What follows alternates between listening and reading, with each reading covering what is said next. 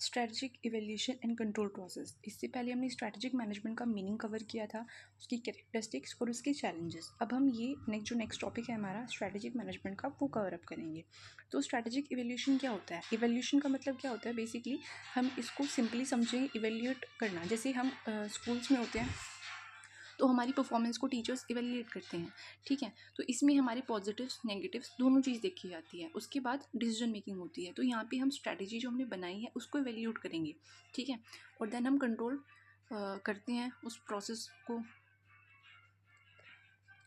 अब strategic evaluation and control का simple सा मीनिंग क्या रहता है इसका? ये वो फेज़ होता है स्ट्रैटेजिक मैनेजमेंट का जो इंश्योर करता है कि एक जो हमने पर्टिकुलर स्ट्रैटेजी फ्रेम करी है अपने बिजनेस के लिए, जो भी हमने रणनीति बनाई है, ठीक है, कि उससे हमारे जो ऑब्जेक्टिव्स है जो हमने सेट किए थे अपनी प्लानिंग स्टेज पर, कि वो अचीव हो रहे हैं या नहीं हो रहे हैं, ठीक है। अगर वो ऑब्जेक्टिव अचीव हो रहे होते हैं तो कोई दिक्कत नहीं है, हमारी स्ट्रैटेजिक डिसीजन मेकिंग जो है वो इफेक्टिव है। अगर वो अचीव नहीं हो रहे होते हैं तो हम क्या करते हैं, हम जो है डेविएशंस फाइंड आउट करते हैं। डेविएशंस का मतलब होता है जो भी उसमें गलतियाँ होती है, ठीक है, जो भी हमें नेगेटिव रिजल्ट्स मिल रहे होते हैं उनको फाइंड आउट करते हैं कि क्या प्रॉब्लम हो रही है, इसका कोज क्या है, वो चीज़ जानने की कोशिश करते हैं। और उसके बाद हम करेक्टिव डिसीजन मेकिंग करते हैं। करेक्टिव एक्शन का मतलब है हम एक सही निर्णय लेते हैं, ठीक है। अब इसमें मैनेजर जो है इसके लिए जो स्ट्रैटेजिक एक्शन है उसके रिजल्ट को मेजर करते हैं, ओके। नेक्स्ट है हमारा मीनिंग ऑफ स्ट्रैटेजिक इवैल्यूएशन। इसको हम थोड़ा अच्छे से पढ़ लेते हैं। वहाँ पे हमने इंट्रोडक्शन कवर किया। Strategic evaluation is the process of assessing how well a chosen strategy is achieving its intended goals and making necessary adjustments. Okay, तो स्ट्रैटेजी इवैल्यूएशन क्या होता है कि हम जो हमने चूजन स्ट्रैटेजी है हमारी, जो हमने स्टार्टिंग में जो स्ट्रैटेजी बनाई थी, ठीक है, अपने गोल्स को अचीव करने के लिए, ठीक है, उसको एसेस करते हैं। एसेस का मतलब होता है उसकी जांच करते हैं, ठीक है, और उसमें नेसेसरी एडजस्टमेंट्स करते हैं, जो भी चेंजेस होते हैं उसको इंट्रोड्यूस करते हैं। इसमें हमारा क्या रहता है कि सबसे पहले हम अपनी परफॉर्मेंस को मेजर करते हैं अगेंस्ट बेंचमार्क्स जो हमने सेट किए थे स्टार्टिंग में, और जो भी डिफरेंसेस हमारे रहते हैं, ठीक है, उनको एनालाइज करते हैं। डिफरेंसेस को एनालाइज करने के बाद हमारी ड्यूटी बनती है कि हम उनको करेक्ट भी करें। अगर हमारी कोई गलती हो रही होती है तो उसको हम करेक्ट करते हैं, जिससे कि हमारी जो स्ट्रैटेजी है वो इफेक्टिव हो, रिलेवेंट हो, और वो जो है सही चले, हमारी बिजनेस अच्छा चले। फॉर एग्जाम्पल, एक कंपनी का टारगेट था कि हमें नेक्स्ट ईयर अपनी सेल्स को 1000 से 1200 यूनिट्स करनी है, ठीक है, बट वो जो ऑब्जेक्टिव है वो अचीव नहीं कर पाए, डिस्पाइट कि उन्होंने एडवर्टाइजमेंट भी काफ़ी अच्छी करी, ठीक है, प्रमोशन भी अच्छा करा। तो इसमें वो लूप होल्स फाइंड आउट करने की कोशिश करते हैं कि कमी कहाँ रह गई है, ठीक है, कि ऐसा उसका रीज़न ये भी हो सकता है कि मार्केट में इस प्रोडक्ट की डिमांड ना हो, या फिर अदर फैक्टर्स भी हो सकते हैं, ठीक है। उन फैक्टर्स को यहाँ पे वो कंपनी डिटरमाइन करेगी क्यों उनकी जो 1000 से 1200 की जर्नी थी वो कंप्लीट नहीं हुई, और जो भी रीजंस होते हैं उनको रेक्टिफाई करके आगे जो है अपनी स्ट्रैटेजी को सही किया जाता है। स्ट्रैटेजी हमें पता है, स्ट्रैटेजी कॉन्टीन्यूस प्रोसेस है, तो इसमें चेंजेस हमें लाने ही पड़ेंगे अगर हमें इसको अच्छा रखना है, ठीक है। उसके बाद विलियम ग्ल्यूक ने और लॉरेंस ने इसको स्ट्रैटेजिक इवैल्यूएशन को डिफाइन किया है। आप अपने एग्जाम में इस डेफिनेशन को यूज़ कर सकते हैं अपने आंसर्स को एनरिच करने के लिए। और कॉमर्स में तो आपको अपने आंसर्स विद ऑथर देते हैं, अगर आप अपनी डेफिनेशन देते हैं तो काफ़ी मार्क्स फेचिंग होता है, तो ये आप कर सकते हैं।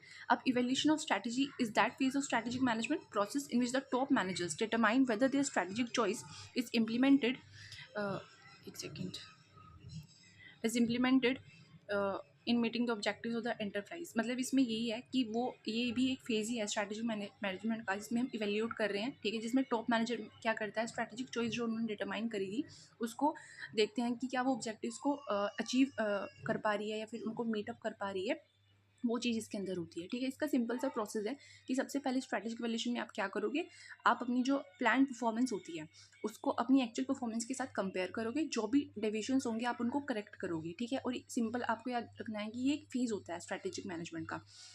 अब नेक्स्ट है हमारे पास स्ट्रैटेजिक इवैल्यूएशन की कैरेक्टरिस्टिक्स क्या है और इसका नेचर में भी आप ये पॉइंट्स डाल सकते हो, और कैरेक्टरिस्टिक्स भी यही है, ठीक है।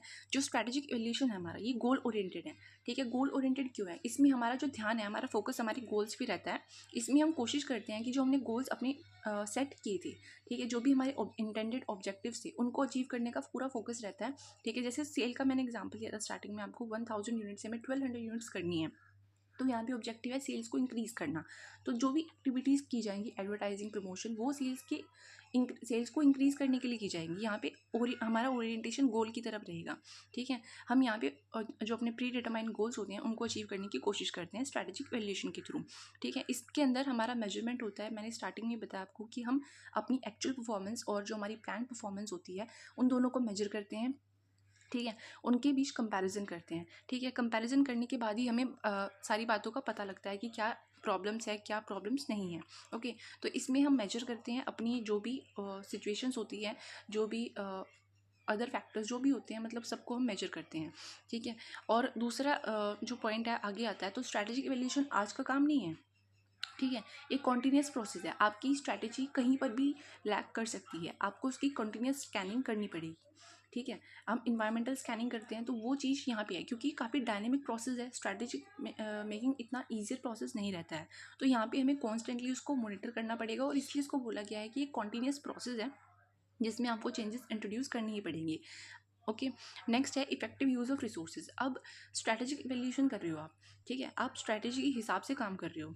ठीक है, तो इसमें आप अपने जितने भी फिजिकल, फाइनेंशियल और जितने भी आपके ह्यूमन रिसोर्सेज हैं, ठीक है, आप उनको इफेक्टिवली यूज़ करना चाहोगे अपनी रणनीति को कंप्लीट करने के लिए, जो आपने अपनी प्लान्स पॉलिसीज़ जो भी फ्रेम करी है स्टार्टिंग में। तो यहाँ पे हम अपने रिसोर्सेज को अपने प्लान के हिसाब से यूज़ करते हैं, और इससे हमारा इफेक्टिव यूज़ ऑफ रिसोर्सेज होता है, और जिसको हम मतलब जनरली बोलते हैं ऑप्टिमम यूटिलाइजेशन ऑफ रिसोर्सेज। तो वो इसके थ्रू हमारा हो जाता है। ठीक है, अब स्ट्रैटेजिक इवैल्यूएशन में ये सेकंड हमारा पॉइंट, नेक्स्ट पॉइंट आता है कि हम चेंजेस को रिकॉग्नाइज कर रहे हैं। हमने स्टार्टिंग में पढ़ा कि इसमें हमें कॉन्स्टेंटली ही मॉनिटरिंग करनी पड़ती है। ये कॉन्टीन्यूस प्रोसेस है, तो हम मॉनिटरिंग किसकी कर रहे हैं, हम चेंजेस की मॉनिटरिंग कर रहे हैं। जो भी डायनेमिज्म आ रहा है मार्केट के अंदर, मार्केट फोर्सेस के अंदर, हम उसको चेक कर रहे हैं कि कोई ऐसी चीज़ तो नहीं है कि जो हमारे प्रोडक्ट को जो है कॉम्पीट कर रही है। फॉर एग्जांपल मार्केट में न्यू टेक्नोलॉजी आ गई है। ठीक है, तो उस चीज़ को हम रिकॉग्नाइज करते हैं चेंज को, और जो चेंजेस होती हैं उसको हम जो है एक तरह से एक्सेप्ट करने की कोशिश करते हैं। ठीक है, क्योंकि चेंज को एक्सेप्ट करना भी अपने आप में एक लंबी प्रक्रिया है। उसके बाद है हम एफर्ट्स लगाते हैं जिससे कि हम अपनी जो पर्पसफुल एक्टिविटीज़ है, जो हमने पर्पस स्टार्टिंग में सेटअप किए हैं, उनको जो है एक तरह से अचीव कर पाएँ। हमारा मेन फोकस हमारे गोल पे रहता है, तो ये पॉइंट वहीं से ही एमर्ज हो रहा है। ठीक है, आप अगर 4-5 पॉइंट भी याद करते हैं तो उससे भी आपका काम हो जाता है, मतलब याद एग्ज़ाम के पॉइंट ऑफ व्यू से। वैसे अगर आपको समझना है तो मतलब आप पॉइंट्स अपने आप में ही लिंकअप है सारे के सारे। नेक्स्ट हमारा रहेगा importance of strategic evaluation and control. क्या फ़ायदा होता है इवैल्यूएशन करने का एंड कंट्रोल करने का? आप खुद सोचिए, अगर आप अपनी खुद की ही इवैल्यूएशन करते हैं, अगर आप पढ़ रहे हैं, तो उसमें आपको क्या फ़ायदा मिलता है?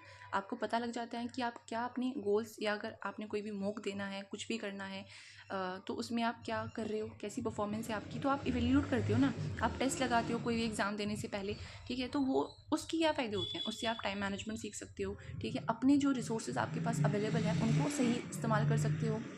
तो ये जनरल पॉइंट्स वही हैं, बट इसमें पढ़ते हैं अभी। इससे क्या होता है कि हम कोऑर्डिनेशन को रख सकते हैं बीच में सभी डिपार्टमेंट्स के, ऑर्गेनाइजेशन के। तो कोऑर्डिनेशन कैसे रखेंगे? जैसे बहुत सारे डिपार्टमेंट हैं एक कंपनी के अंदर, तो ये लोग क्या करेंगे कि जो डिपार्टमेंट पीछे है, जिसकी परफॉर्मेंस कम है या फिर गलत परफॉर्मेंस, वो गलत दिशा में जा रहे हैं, तो उस डिपार्टमेंट के अंदर चेंजेस किए जाते हैं। उसकी उसके अंदर चेंजेस करने के बाद उसको कोऑर्डिनेट कर लिया जाता है अदर डिपार्टमेंट्स के साथ, जो हमारे वेरियस डिपार्टमेंट्स हैं ऑर्गेनाइजेशन के। ठीक है, तो ये इस तरीके से तालमेल बैठाता है पूरी ऑर्गेनाइजेशन के अंदर। कोऑर्डिनेशन हमने पढ़ी रखा है, coordination is very important and essential element for performing the organisation activities.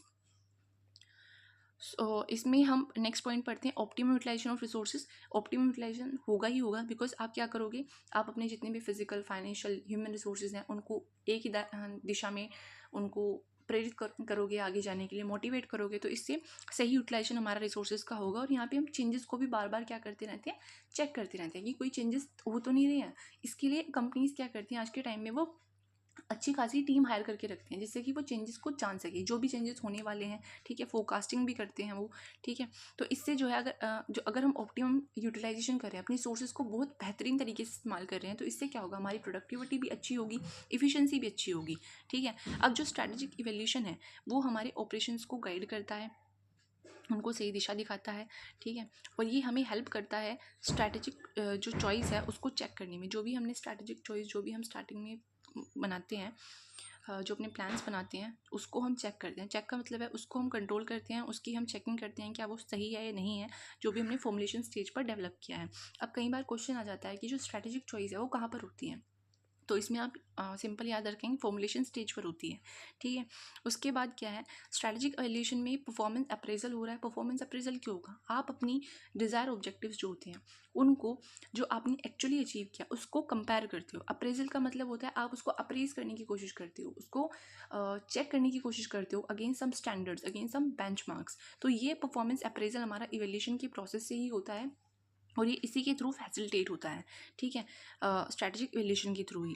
अब स्ट्रैटेजिक इवेल्यूएशन में आप अपने एम्प्लॉयज़ को मोटिवेट भी कर सकते हो, क्योंकि ऐसा होगा कुछ एम्प्लॉयज़, जैसे हमें चेंजेस को इंट्रोड्यूस करना पड़ता है ऑर्गेनाइजेशन के अंदर, तो एम्प्लॉयज़ क्या करते हैं, जनरली ऐसा होता है सबके अंदर ये टेंडेंसी होती है कि वो रेजिस्टेंस शो करते हैं, ठीक है।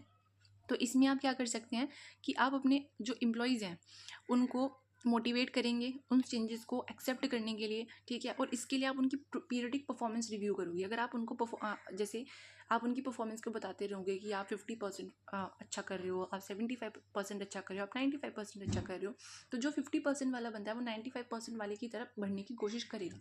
इससे मोटिवेशन होगा। आप उनकी पीरियडिकली परफॉर्मेंस रिव्यू करोगे।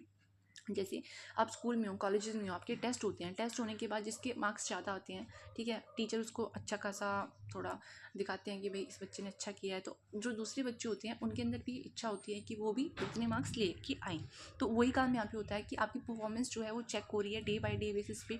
डिफरेंट बेसिस होते हैं, पैरामीटर्स होते हैं जिन पे एम्प्लॉयज़ की परफॉर्मेंस को चेक किया जाता है, ठीक है। उसी के बेसिस पे उन्हें किसी को पीस वेज रेट सिस्टम दिया जाता है, किसी को टाइम वेज रेट सिस्टम दिया जाता है। डिफरेंट प्लान से ऑर्गेनाइजेशन फॉलो करती है एम्प्लॉयज़ को मोटिवेट करने के लिए, ठीक है। उसके बाद fixes responsibility, duty on managers to correct deviations.